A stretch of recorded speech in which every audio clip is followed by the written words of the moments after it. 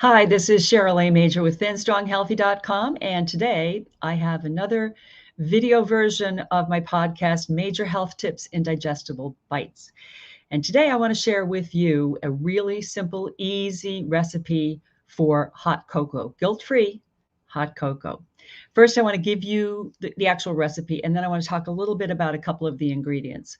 So whatever cup or mug you're using, you want to put 2 cups. If it's 2 cups, you want to put 2 cups of almond milk in a saucepan. And then you're going to use xylitol, and you'll put a half teaspoon of xylitol in the saucepan. And then you will have sugar-free cocoa, and you will put a heaping tablespoon of that in there. Now, optional is vanilla. So you can add vanilla if you like vanilla. Some people do, some people don't. So that's it. And you just bring it to the heat temperature that you want. I like to bring it to until it's just about boiling. And then you just put it in the mug and enjoy it.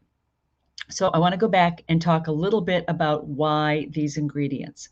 First of all, it's in everyone's best interest to use almond milk or oat milk or whatever you prefer in place of dairy, at least occasionally.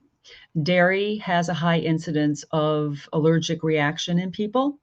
So I think it's probably in your best interest to incorporate an alternate milk as often as you can. I choose almond milk, and I make sure that it's sugar-free.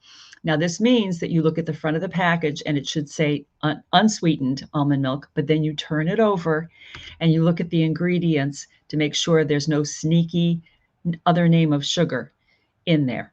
So almond milk, and then xylitol is my sweetener of choice. I use it interchangeably with sugar.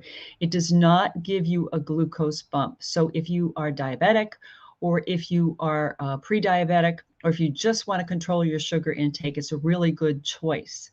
I use a half teaspoon. You can amp that up if you need it to be a little sweeter. Now, the one caution with using xylitol is that it's toxic to dogs.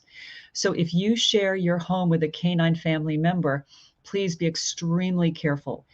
They cannot tolerate, they cannot process it, and it's toxic to them. It will harm their organs, and it may even be fatal. So if you have a dog living in your house, be very, very careful if you use xylitol. The other sweetener that you can use that will not give you a glucose bump is stevia.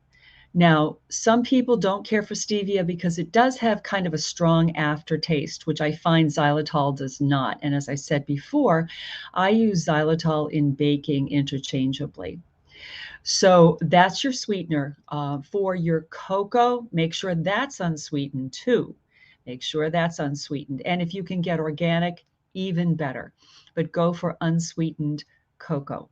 Now, if you like vanilla in your cocoa, by all means, add a little dash of vanilla. You might add again, try and see what you like. Some people want just a little flavor. Some people want a little bit more. Try a half teaspoon to start with, then try a teaspoon or nothing.